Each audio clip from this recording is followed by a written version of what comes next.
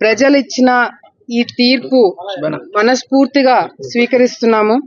ఎందుకంటే ఇది కేవలం గెలిచినందుకే కాదు, 2019లో కూడా ప్రజలు ఇచ్చిన తీర్పుని గౌరవించి వాళ్ళ నిర్ణయాన్ని ఎందుకు ఈ విధంగా ఇచ్చారనేది ఆలోచించి దానికి తగినట్టుగానే ప్రజలు ఇచ్చిన ఆ తీర్పుని గుర్తుపెట్టుకొని 5 సంవత్సరాలు వాళ్ళకి అండగా ఉంటూనే ప్రజా పోరాటాలు చేస్తూ ఎన్ని సమస్యలు వచ్చినా ఎన్ని ఇబ్బందులు వచ్చినా పార్టీ కోసము ప్రజల కోసము మొత్తము ఆలగడ్డ తాలూకాలో ఉన్న కార్యకర్తలు కావచ్చు, కుటుంబ సభ్యులు మేము ముగ్గురం కావచ్చు, ప్రతి ఒక్కరం కూడా ఇది మా ఇబ్బంది, మా కష్టం, మా రాష్ట్రము మనం బాగుపడాలని ఒక ఆలోచనతో అందరం కూడా కష్టపడడం జరిగింది. ఈరోజు రాష్ట్రంలో వచ్చిన ఈ రిజల్ట్స్ చూస్తుంటే నిజంగా అంటే ప్రజలు మనసుతో ఆలోచించారు. ఆలోచించి ఈరోజు ఎవరి నాయకత్వం ఉంటేనే మనకి మేలు జరుగుతుందని ఈరోజు వీళ్ళు ఇచ్చిన ఈ తీర్పుని ప్రజలందరూ కూడా నిజంగా అంటే మేము ధన్యవాదాలు తెలియజేసుకుంటున్నాము. ఈ గెలుపు మా గెలుపు కాదు, ప్రజల గెలుపు. వాళ్ళ కోసం వాళ్ళ జీవితాలు బాగుపడాలని చెప్పి వాళ్ళు తీసుకున్న నిర్ణయాన్ని ఈరోజు నిజంగా అంటే చాలా చాలా ఆనందంగా ఉంది.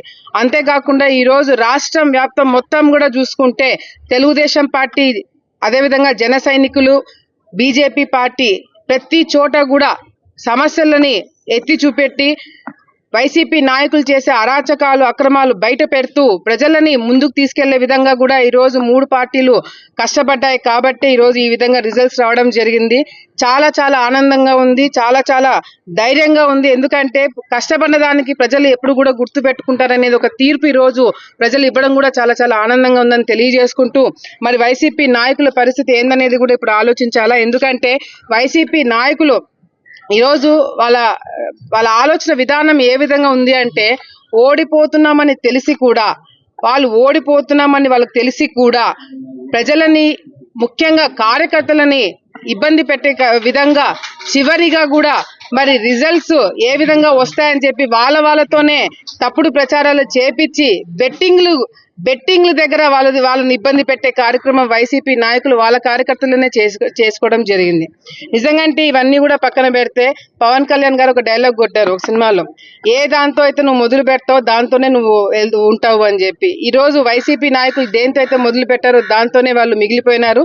ఈరోజు ప్రజలు ఇచ్చిన తీర్పుని వాళ్ళు ఏ విధంగా స్వీకరిస్తారు, ఏ విధంగా ఇంకా మబ్బి మాటలు చెప్తారనేది కూడా ఇప్పుడు వేచి చూడాలా, వాళ్ళు కూడా ఏం చెప్తారనేది కూడా.